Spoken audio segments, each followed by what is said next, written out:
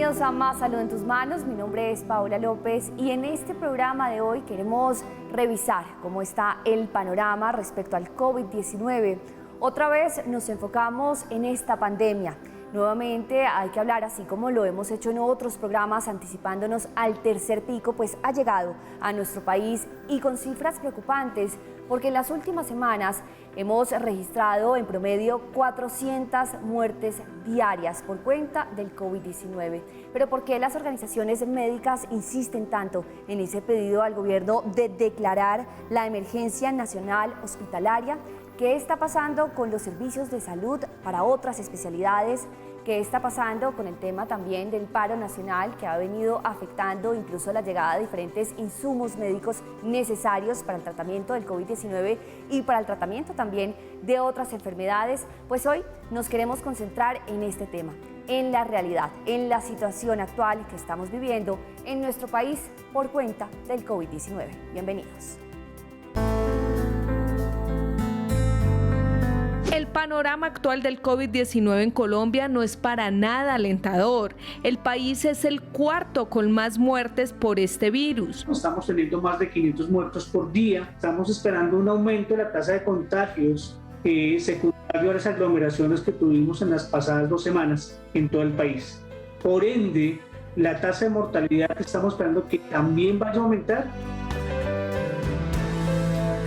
Las unidades de urgencia están colapsadas en las principales ciudades de Colombia. Aunque tengamos pacientes con requerimiento de unidades de cuidado intensivo en urgencias, no podemos parar la operación para ellos. Es por eso que estas unidades de urgencias están colapsadas. La limitación de los recursos para atender a pacientes COVID es otra de las preocupaciones del sector salud. Las causas por lo cual ya tenemos limitación de muchos recursos pueden ser: uno, por el aumento de pacientes que lo están requiriendo. Entonces hay mayor pacientes ventilados, por lo cual hay mayor consumo de sedantes, de relajantes, de analgésicos, de antibióticos y de otro tipo de medicamentos.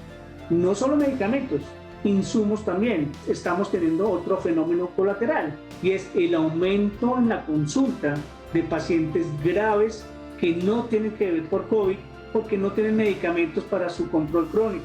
La Asociación Colombiana de Especialistas en Medicina de Urgencias, el Colegio Médico de Bogotá y otras agremiaciones del sector salud hacen un llamado para optimizar los recursos médicos y humanos a través de un centro de comando y control. Poder tener un único centro de control, comando y comunicación y poder manejar y optimizar los recursos que se tienen. Es una responsabilidad del gobierno establecer políticas públicas, del sector económico.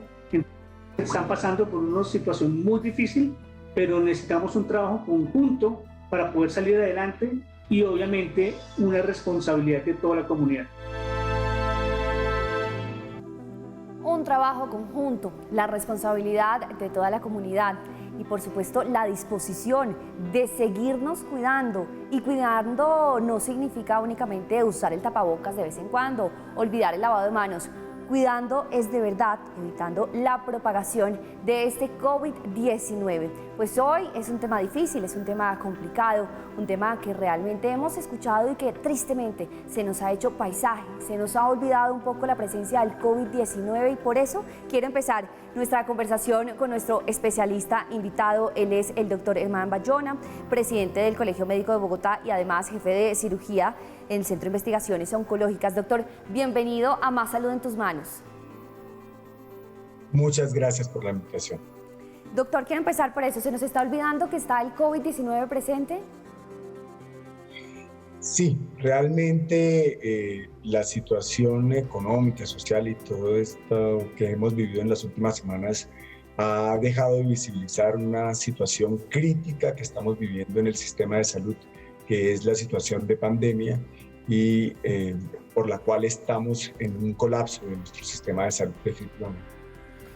Definamos esa expresión, doctor, colapso hospitalario. ¿Eso qué significa? ¿Eso qué implicaciones genera? Y es que también lo veíamos en el llamado del doctor Fabián Rosas, así segundo presidente de la Asociación Colombiana de Especialistas en Urgencias y Emergencias. Cuando se habla de colapso, ¿eso qué quiere decir? Mira, eso quiere decir que que perdimos la capacidad de atención para recibir los pacientes que requieren en el sistema de urgencias y en el sistema hospitalario atención por COVID o por cualquier otra enfermedad. Nosotros hablamos de colapso no solamente por el porcentaje de ocupación de las unidades de cuidado intensivo, sino por cuando se rompe cualquier eslabón en la cadena de atención de los pacientes. Es decir, si hay un colapso en el sistema de urgencias, las urgencias están colapsadas, tienen una sobreocupación, una demanda muy alta y hay pacientes ventilados en los sistemas de urgencias esperando a ser trasladados, eso genera una situación muy crítica en el sistema de salud. O si hay dificultades para el traslado de los pacientes de urgencias hacia las UCIs una vez que ya están asignadas estas unidades de cuidado intensivo, o cuando no hay puntos de oxígeno, o simplemente porque el equipo hospitalario, los trabajadores de la salud están muy cansados y tienen un agotamiento físico y mental muy grande, como está ocurriendo, para atender a los pacientes. Es decir, cada uno de los eslabones del colapso del sistema de atención puede romperse y eso genera un colapso del sistema de salud. Actualmente tenemos un nivel de ocupación de unidades de cuidado intensivo en el país en las principales ciudades muy cercanos al 100%, en algunas ciudades en el 100%. En Bogotá, a pesar de que el Saludata da unos datos para el día de hoy del 95.5% de UCI COVID ocupada, lo cierto es que hay más de 200 pacientes esperando ser trasladados hacia los unidades de cuidado intensivo y aparentemente o por estadística de Saludata solo habrían entre 80 y 105 casos. Doctor, usted hablaba de los eslabones rotos y que al menos uno estuviera roto, pero es que aquí estamos hablando de que prácticamente toda la cadena tiene dificultades. El personal está agotado, está cansado, hay dificultades justamente para renovar ese personal. Los insumos están bloqueados por cuenta del paro nacional, los traslados también por cuenta del paro nacional. Y es que nos hemos quedado entonces, doctor, en un porcentaje solo refiriéndonos a las unidades de cuidados intensivos, y eso es lo que estamos viendo en las noticias. Entonces, nos hablan de casos, nos hablan de números de vacunados, porque también nos están dando esa cifra, y nos están hablando de porcentajes, y casi que la gente siente que aún así el COVID-19 está lejos. Pero mi pregunta es, ¿está lejos la declaratoria de emergencia hospitalaria? ¿Qué falta si estos eslabones están tan cojos? Pues mira, en primer lugar, el COVID está ahí, está presente, estamos sufriendo por esa situación y la ciudadanía tiene que tener claridad sobre eso. Y en segundo lugar, no sé por qué no se ha declarado la emergencia nacional hospitalaria. Es decir, el país tiene que hacer frente de manera solidaria entre las regiones a la situación que estamos viviendo. Nosotros no somos un país federado, somos una república y las distintas regiones deberíamos ayudarnos. Y el paso de un paciente de una región a otra no debería tener tantas complicaciones o barreras de acceso, y las estamos viviendo. Además de eso, deberíamos buscar la manera de atender de manera amplia y universal a todos los pacientes que requieren. Las EPS no han cumplido su papel fundamental de hacerles un seguimiento adecuado a los pacientes de manera temprana para evitar que lleguen a los servicios de urgencia.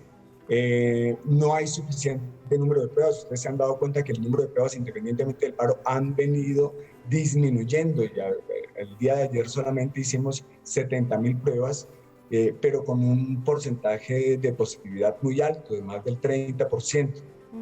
Por esa razón, pues es fundamental que actuemos todos, que se decrete una emergencia nacional hospitalaria, que haya una rectoría más eficaz por los entes responsables de la salud en Colombia, empezando por el Ministerio de Salud, y obviamente que las EPS cumplan su trabajo para evitar mayor contagio y para poder atender de manera temprana a aquellas personas que se enferman.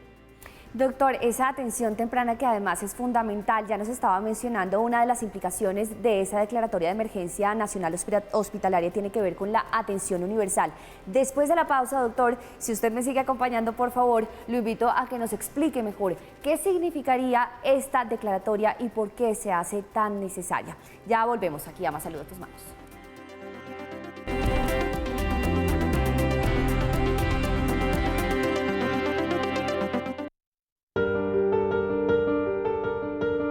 Colombia está en alerta desde hace varios días por posible desabastecimiento de oxígeno. En algunos sectores del país utilizaban el 30% de la producción nacional.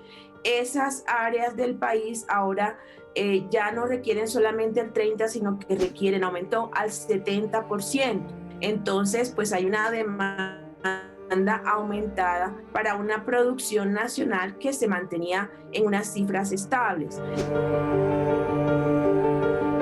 Desde el 2020, cuando inició la pandemia y debido al uso exponencial del oxígeno para los pacientes COVID, se ha saturado la demanda de este gas. Es muy importante que sepamos que sí, realmente había una alerta desde el año pasado, pero que se agrava no solamente porque aumentaron los casos, estamos en un llamado tercer pico, sino que además hay desabastecimiento porque no ha podido llegar oportunamente en muchos casos el oxígeno debido a los bloqueos. Desde las sociedades científicas se están tomando medidas para realizar un uso más estricto de este elemento y así tratar de controlar la alerta. Por su parte, el gobierno también tomó directrices al respecto. Ese oxígeno que se utiliza para algunas industrias puede ser derivado a su uso en terreno hospitalario. Pues indudablemente la mejor medida es disminuir la tasa de los contagios por enfermedad COVID para que la sobresaturación que hay de unidades de cuidado intensivo pues no lleguen tantos pacientes. Estamos en alerta, estamos en Más Salud en tus Manos, hablando de ese panorama actual que es realmente preocupante y devastador para la salud de todos, no solo para quienes en este momento están dando positivo para COVID-19. Nos sigue acompañando Herman Bayona, él es el presidente del Colegio Médico de Bogotá. Doctor, y hablemos entonces de ese proceso de solicitud de la Declaratoria de Emergencia Nacional, es decir, ¿en qué va ese proceso? Ya hablábamos de que pues, es más que necesario, que se extrañan incluso ustedes desde las instituciones médicas de que aún no estemos en esa alerta. Sí, efectivamente, pues nosotros lo hemos solicitado en varias ocasiones, no solamente por el colapso que estamos viviendo en este momento en Bogotá, sino frente al colapso que vivió Medellín o la costa atlántica, porque insisto en que deberíamos vivirlo y ayudarle a las regiones para poder enfrentar una situación tan crítica como esta. No hemos tenido respuesta por parte del gobierno nacional, solamente dicen que se van a atender las necesidades de cada una de las regiones. Sin embargo, una alerta roja hospitalaria implicaría la posibilidad de distribuir los pacientes COVID entre las regiones, de tomar medidas que permitan liberar camas de hospitalización y de los servicios de urgencias de baja complejidad hacia los niveles 1 y 2 o hacia camas extrahospitalarias, como ocurrió, por ejemplo, en Barranquilla, Medellín, donde se utilizaron hoteles para llevar pacientes de baja complejidad. De esta manera podríamos tener mayor capacidad en las camas de hospitalización, pero también en los puntos de oxígeno que están escaseando en los servicios de urgencia en los centros de hospitalización. Y entonces nos permitiría, por ejemplo, hacer un llamado hacia el personal médico que está capacitado y disminuir el número de horas y la sobrecarga laboral a la que están sometidos los médicos en urgencias, en las unidades de cuidado intensivo.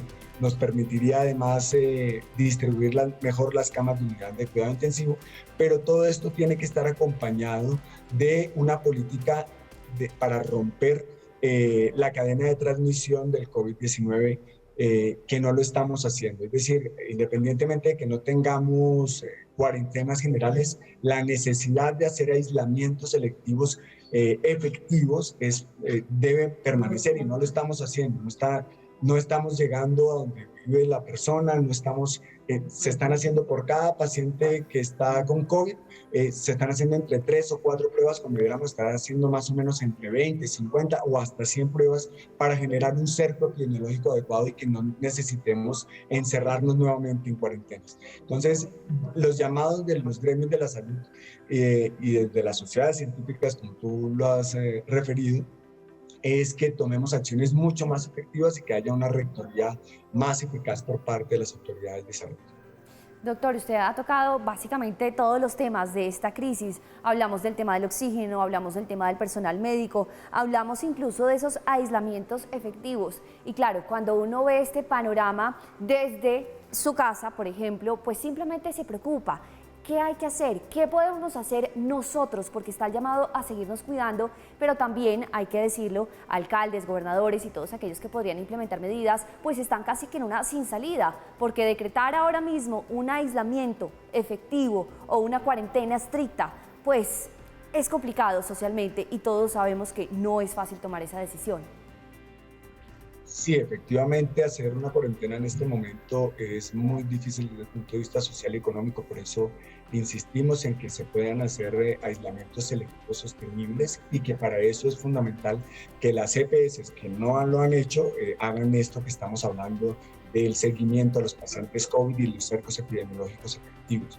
Pero eso requiere de una coordinación por parte de las autoridades y que las EPS tengan la voluntad de hacerlo. Por ejemplo, si en una casa o en el reporte de un paciente positivo implican que varias EPS hagan pruebas COVID a muchas personas, porque no todas están en la misma EPS. Eso es una fragmentación del sistema de salud que, digamos, afecta de manera muy importante la prevención. Y por eso es que es fundamental que se hagan una coordinación adecuada por parte de las autoridades. Y los aislamientos selectivos implicaría que estamos aislando a varios grupos familiares, en donde habría que entregarle obviamente las condiciones para que se pudieran aislar y sobrevivir desde el punto de vista económico, y evitaríamos un aislamiento general, que es lo que más nos preocupa en este momento de crisis económica y social. Doctor, y ahora cuando nosotros como pacientes escuchamos esa frase que dice protocolo de priorización de recursos, ¿cómo nos puede afectar? Y esa es la pregunta para después de la pausa, si somos pacientes COVID o pacientes no COVID. ¿Cómo, digamos, no preocuparnos en una sala de emergencias cuando nos dicen no lo puedo atender, señor, tengo que atender a tal paciente? ¿Cómo reaccionar? ¿Qué hay que hacer? ¿Cómo apoyar esta situación? Después de la pausa, doctor.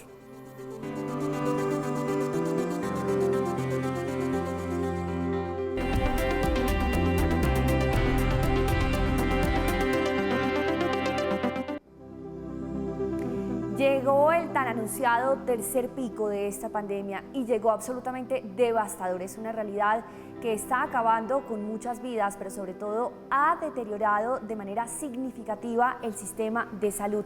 Y nosotros no estamos haciendo lo propio. Volvemos con nuestro invitado, doctor Elmar Bayona. Él es presidente del Colegio Médico de Bogotá. Y teníamos esa pregunta sobre el protocolo de priorización de recursos y cómo afecta a los pacientes COVID y no COVID que están ingresando por estos días a los centros de salud.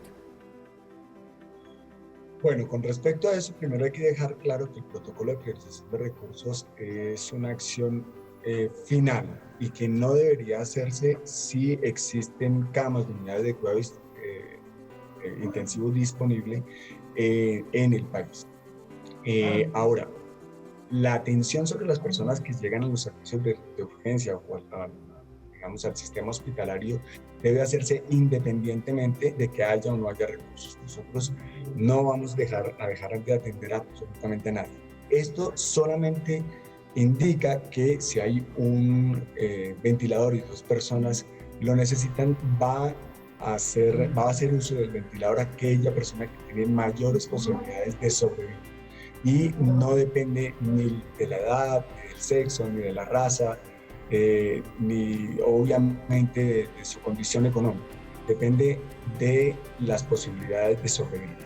Eso es lo que significa el protocolo de priorización de recursos. Es decir, que frente a los escasos recursos debemos escoger qué personas tienen la posibilidad más alta de sobrevivir. Ahora, esto debe hacerse en conjunto, es decir, con unos parámetros éticos, con un protocolo que ya está establecido, y generalmente se hace entre varios médicos porque no debe ser la responsabilidad de un médico en particular, sino que debe ser una decisión colegiada para evitar errores en esta situación. por un lado. Por el otro, las personas que no van a ser atendidas definitivamente, de todas maneras van a recibir otro tipo de atención, aunque no estén usando los recursos, por ejemplo, de un ventilador. Deben ser atendidas hasta el final. Por esa razón es que nosotros decimos que debemos pasar a un nivel de alerta roja hospitalaria a nivel nacional y poder pasar pacientes de una región a otra, porque es injusto para las personas que están llegando, que no reciben atención, existiendo recursos en otras zonas. Y insistimos, es que es muy importante que haya una coordinación, una rectoría efectiva por parte de las autoridades de salud para disminuir la posibilidad de que esto ocurra. Pues doctor, la solicitud efectivamente ya está sobre la mesa. Varias organizaciones médicas han solicitado que se declare esa emergencia nacional, esa alerta roja. Pero para finalizar el programa, doctor, me gustaría que usted se dirigiera a nosotros, a los posibles pacientes, a los televidentes, a aquellos que tenemos que salir a trabajar o a aquellos que quizá quieren salir a manifestarse o a hacer otro tipo de diligencias, que están saliendo de ese aislamiento y justamente se están exponiendo, o incluso a aquellos que de pronto están esperando un servicio médico y tienen que recurrir a la paciencia, porque ustedes de verdad han sido héroes en este trabajo, en esta pandemia, y nosotros como pacientes perdemos la paciencia y no valoramos a veces el trabajo que ustedes han hecho. Entonces, doctor, lo invito a ese mensaje para concluir este programa que realmente nos tiene en alerta roja. Bueno, en realidad lo más importante para decirle a la ciudadanía es que deben cuidarse, y que cuidándose uno mismo puede cuidar a los demás, al resto de la sociedad. Que debemos mantener todas esas medidas de bioseguridad, debemos mantener el distanciamiento social, el uso del tapabocas, el lavado de manos, que es fundamental que frente a la sospecha de estar en contacto con un paciente COVID, hagamos un aislamiento, llamemos a la EPS o a la entidad regional o a la Secretaría de Salud para que se hagan una prueba.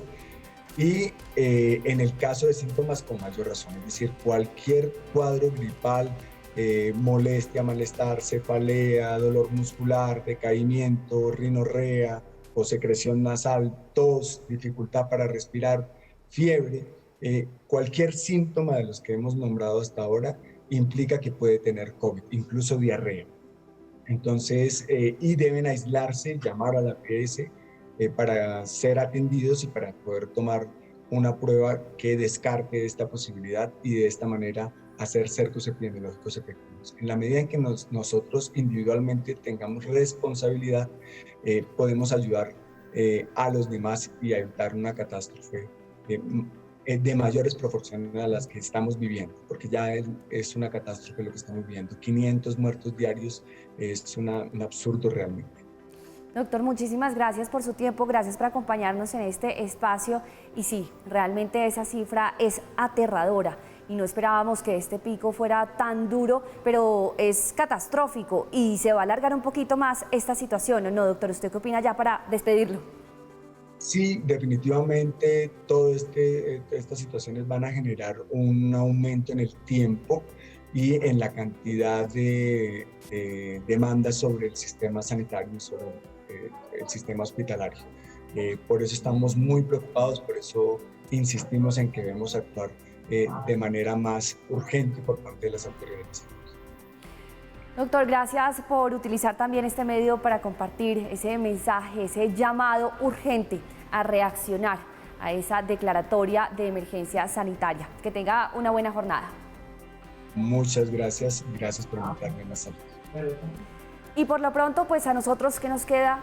Ser responsables. Podemos ser empáticos, por supuesto, pero también tenemos que ser responsables con nuestra salud y con la salud de quienes nos rodean. Las cifras son aterradoras y casi que podemos decir que cada uno de nosotros ya conoce a una persona, no solo positiva para COVID-19, sino que quizá ha muerto por COVID-19. Es una realidad, es un tercer pico devastador. Debemos cuidarnos, hay que seguir siendo responsables con nuestra salud. Gracias por acompañarme.